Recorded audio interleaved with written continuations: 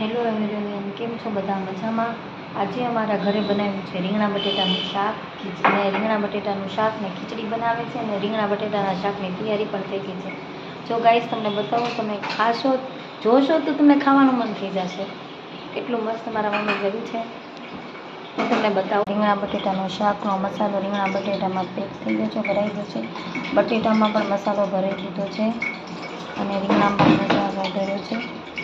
કેટલું મસ્ત દેખાય છે. હવે આ તેલ મૂક્યું છે. તમારા બધા ભગવાનના દર્શન પણ કરી લો.